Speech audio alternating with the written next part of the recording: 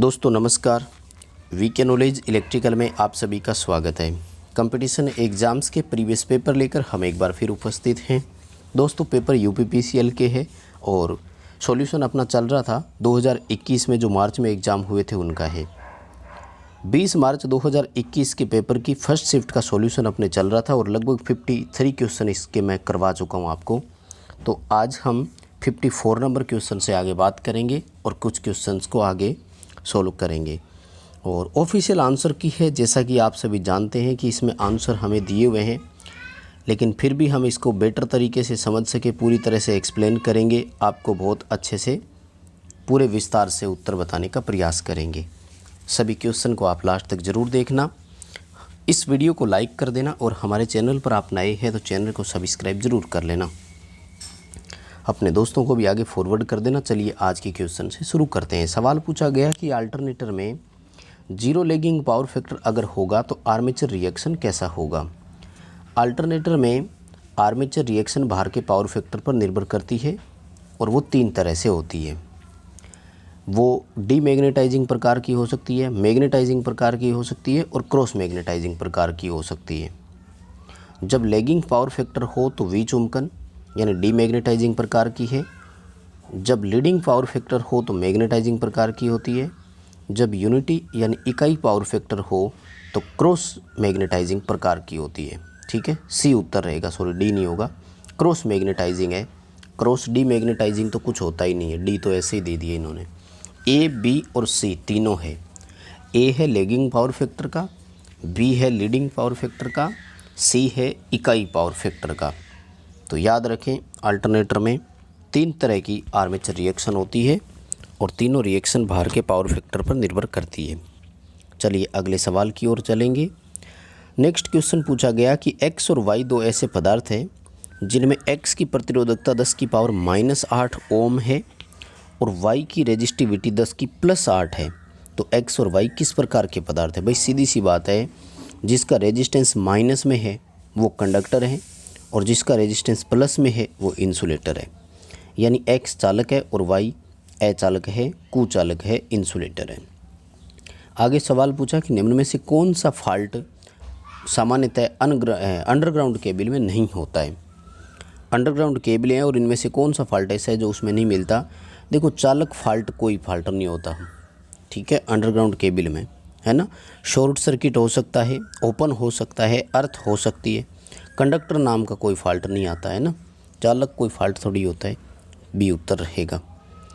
अगला सवाल है कि प्रकाश सोर्स और प्रकाश सेंसर के साथ, लाइट सेंसर के साथ हम उपयोग करके मोटरों की गति नापते हैं तो उसको फोटो इलेक्ट्रिक टेकोमीटर के नाम से जाना जाता है। दोस्तों मोटर की शाफ्ट पर एक चमकीली पत्ती लगाई जाती है, टेप लगाई जाती है और उस पर सेंसर से लाइट डाली जाती है तो वो उस जो चमकीली स्ट्रिप आती है ना उसके राउंड को वो गिन लेता है। मोटर की शाफ्ट पर लगाया जाता है। इस तरह से टेकोमीटर गति नापने के काम आता है ये। आगे सवाल पूछा कि ए और बी टर्मिनल के बीच टोटल रेजिस्टेंस की वैल्यू कितनी होगी, बताइए हमें। बहुत साधारण सा ही दिया हुआ है। देखो ये 4-4 ओम के चारों समांतर में लगे हुए हैं, इनकी जगह 1 ओम हो जाएगा। 3-3 ओम के 3 लगे हुए हैं, इनकी जगह 1 हो जाएगा, है ना। समांतर में चारों का टोटल करोगे तो 1 ओम आएगा, तीनों का टोटल करोगे तो 1 ओम आएगा। 2 और 1 का जब आप निकालेंगे ना उत्तर, तो ये जो आपका आंसर आएगा ये 0.66 ही आएगा भाई, 1 से कम आएगा ना। और लास्ट में 1 ओम वाला लगाई, यानी 1 + 1 + 1 + 0.66 तो 3.66 इसका उत्तर हो जाएगा, है ना। साधारण सा ये तो सभी कर सकते हैं। आई थिंक सबका सही होगा ये तो। चलिए अगले सवाल की तरफ चलेंगे। एक सर्किट में करंट का मापन करना है विदाउट डिस्कनेक्टिंग और डी एनर्जाइजिंग, यानी परिपथ को डिस्कनेक्ट किए बिना, परिपथ की सप्लाई ऑफ किए बिना हमें धारा का मापन करना है। हमें उस वायर के चारों ओर जहाँ करंट जा रही थी उसके चारों ओर उस मीटर को क्लैंप करना है। तो इस मीटर का नाम टोंग टेस्टर है, क्लैंप मीटर भी बोलते हैं, क्लिप ऑन मीटर भी कहा जाता है और स्प्लिट कोर टेस्टर भी इसका नाम है। आगे 2 ट्रांसफार्मर दिए थे, टर्न और वोल्टेज का मान पूछा है, यानी यहाँ टर्न पूछे हैं और यहाँ वोल्टेज पूछी है। तो साधारण सी बात है, कैसे देखो 400 वोल्ट का 3200 वोल्ट हो गया, यानी वोल्टेज 8 गुना बढ़ी है। इसका मतलब टर्न भी तो 8 गुना ही होंगे ना, तो 256 में 8 का भाग दे दो, प्राइमरी साइड के टर्न आ जाएंगे। दूसरी बात यहाँ देखो, टर्न का रेशो दिया हुआ है 75/15 का, यानी 1/5 हो रहा है टर्न, तो वोल्टेज भी 1/5 ही होगा। 2500 का 1/5 यानी 500 वोल्ट आएगा। अब देखो 500 वोल्ट के दो ही ऑप्शन है, या तो 64 या 32 है ना, तो कैलकुलेशन इसकी और कर लो। 256 में आपको क्या करना था, 8 का भाग देना था, उत्तर आएगा 32। ठीक है, यानी यहाँ 32 टर्न है, यहाँ 256 हो गए, तो ये 8 गुना बढ़ गए। और यहाँ 2500 वोल्ट है तो यहाँ 500 वोल्ट ही देगा, क्योंकि टर्न 1/5 हो रहा है। तो 32 टर्न और 500 वोल्ट, ये वाला जो हमारा रेशियो है ये बिल्कुल इसके लिए प्रॉपर रहेगा, बिल्कुल ठीक रहेगा। आगे देखो कि एक चित्र दिखाया गया है जिसमें डीसी डिस्ट्रीब्यूशन केबल है, एक सिरे से इसको इनपुट दिया जा रहा है 300 वोल्ट, और बी और सी पर टेपिंग निकाली गई लोड के लिए, और चालक का प्रतिरोध 0.02 ओम प्रति किलोमीटर है, यानी 1000 मीटर की लंबाई पर 0.02 ओम है। पॉइंट बी पर वोल्टेज का मान बताओ कितना है। देखो भाई, डायग्राम को ध्यान से देखो, 300 एम्पीयर करंट यहाँ है, 200 एम्पीयर करंट यहाँ है, इसका मतलब ए से लेकर बी तक जो करंट जा रही है वो कितनी है, 500 एम्पीयर। अगर हमें इस 200 मीटर दूरी का प्रतिरोध पता लग जाए तो उससे मल्टीप्लाई कर देंगे, उससे मल्टीप्लाई करेंगे तो इतनी दूरी का वोल्टेज ड्रॉप आ जाएगा। 300 वोल्ट में से वो ड्रॉप माइनस कर देंगे। फ़र्क इतना सा है कि डीसी है, इसलिए दोनों तारों में वोल्टेज ड्रॉप कैलकुलेट करनी है आपको। ठीक है, देखो ये दूरी कितनी है, 200 मीटर। 1000 मीटर की दूरी पर प्रतिरोध कितना है, 0.02 ओम। तो 1 मीटर पर कितना हो जाएगा, 0.02 बटे 1000। हमें 200 मीटर का निकालना है, तो ये आपका उत्तर आएगा 0.04 ओम। ठीक है, इस 0.04 ओम को आप 500 से मल्टीप्लाई करो। ठीक है, उत्तर आएगा आपका 2 वोल्ट। कितना आएगा, 2 वोल्ट।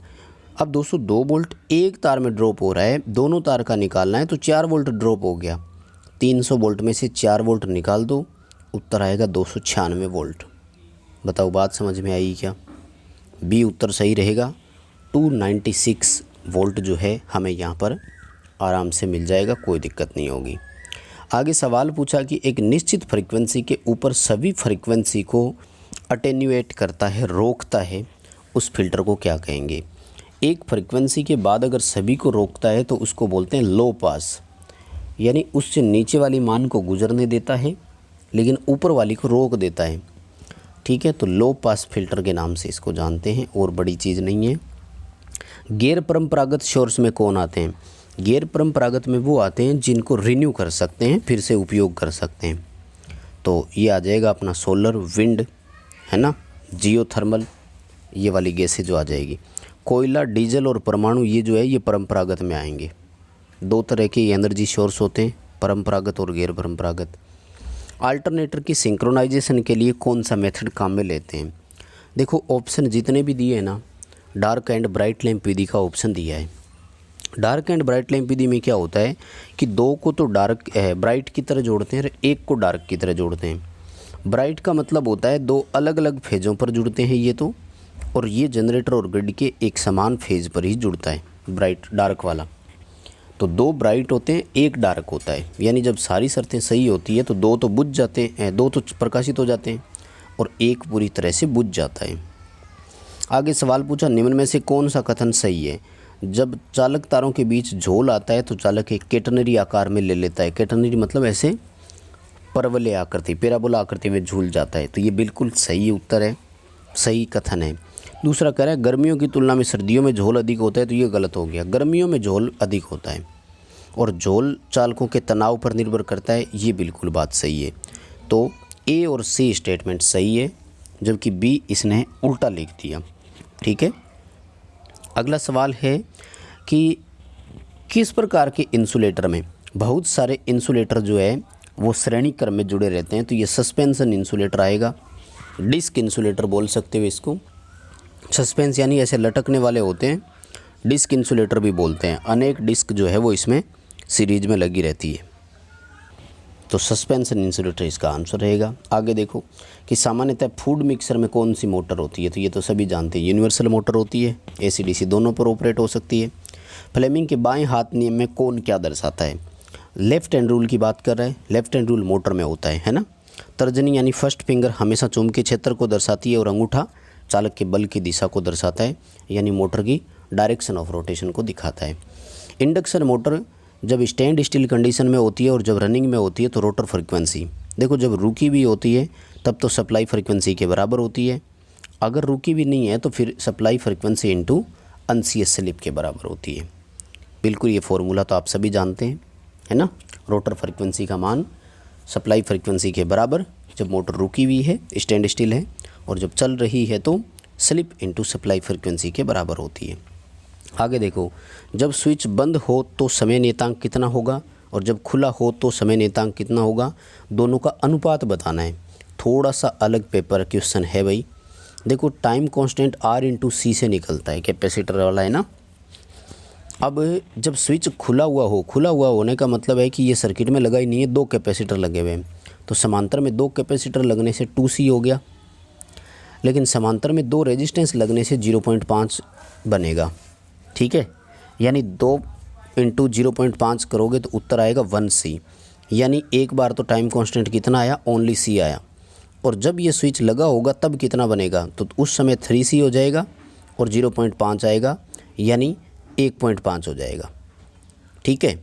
तो स्विच लगा हुआ है, बंद है, तब आया 1.5 बटे, जब हटा हुआ था तब आया 1, तो 1.5 बटा 1 आया ना, तो 1.5 ही हो गया, ठीक है। कैलकुलेशन करके मिलान कर लेना, 1.5 किससे बनेगा, 3/2 से आएगा, ठीक है। ये उत्तर सही हो जाएगा इसका। आगे सवाल पूछ रहा है कि 2 अल्टरनेटर पैरेलल में चल रहे हैं, ठीक है। If input to one of the alternator is keeped constant but excitation change, यानी एक अल्टरनेटर का प्राइम मूवर जो है उसको नियत गति से घुमाए रखें, लेकिन उसकी उत्तेजना बदलते हैं। ध्यान रखना, अल्टरनेटर सिंक्रोनाइज होने के बाद यदि उत्तेजना बदलते हैं तो उसका पावर फैक्टर बदलता है, यानी उसका kVAR वाला पोर्शन जो है ना वो चेंज होता है, ठीक है। एक्चुअल में देखो इसने थोड़ा सा अधूरा ही लिखा है, kVA कंपोनेंट नहीं होता, kVAR वाला कंपोनेंट चेंज होता है, ठीक है। एक्साइटेशन, क्योंकि जब सिंक्रोनाइज हो जाता है उसके बाद वोल्टेज तो बदलती नहीं है, ठीक है। कांस्टेंट वोल्टेज पे चलता है, कांस्टेंट फ्रीक्वेंसी पे चलता है, पावर अपने आप ही कांस्टेंट हो जाती है, उसकी एक्चुअल पावर जो होती है। रिएक्टिव पावर बदलती है एक्साइटेशन बदलने से, और ऐसा रिएक्टिव पावर का कहीं इसने ऑप्शन ही नहीं दिया, तो एक्चुअल में kVAR बदलेगा इसमें। और अगला है कि यूनिवर्सल मोटर के संबंध में कौन सा कथन गलत है। गलत कथन ये है कि 500 RPM पे कभी नहीं चल सकती, ये बाकी सारे सही है। स्टेटर रोटर दोनों लेमिनेटेड होते हैं, 2000 RPM 20,000 RPM पे भी चल सकती है, DC AC दोनों सप्लाई पर ये काम कर सकती है। अगला सवाल पूछा कि एक दी गई निर्धारित गति पर वाइंडिंग, स्टार्टिंग वाइंडिंग को डिस्कनेक्ट करता है सिंगल फेज मोटर में, कट ऑफ करता है, उसका नाम क्या है, तो सेंट्रीफ्यूगल स्विच लगता है वो तो कट ऑफ करने के लिए, डी उत्तर सही हो जाएगा। आगे पूछा है कि फ्यूल सेल जो है वो किस प्रकार की ऊर्जा को किस में बदलता है। फ्यूल सेल जो होता है वो रासायनिक ऊर्जा को विद्युत ऊर्जा में बदलता है, ईंधन सेल बोलते हैं। फ़र्क इतना सा है कि इसमें रासायनिक ऊर्जा के रूप में जो हम केमिकल देते हैं वो हाइड्रोजन और ऑक्सीजन देते हैं इसमें, फ्यूल सेल जो होता है ना। अगला सवाल है कि एक वाट मीटर संतुलित 3 फेज परिपथ में इस प्रकार लगा हुआ है कि CC 1 फेज पर और PC 2 फेजों से जुड़ी हुई है, तो ये एक फेज रिएक्टिव पावर मापने की विधि होती है दोस्तों। ये मैंने कई बार पहले भी करवाया है और इसमें भी आया था, डायग्राम बना हुआ दे दिया। अगर PC बाकी 2 फेजों पर लगी हुई है तो वो रिएक्टिव पावर का मापन करता है, एक्चुअल में वास्तविक शक्ति का मापन नहीं करता। तो बस दोस्तों आज की इस वीडियो में यही 75 क्वेश्चन तक करेंगे। इस वीडियो को लाइक ज़रूर करना, अपने दोस्तों को फॉरवर्ड कर देना, चैनल पर नए हो तो सब्सक्राइब ज़रूर कर लेना।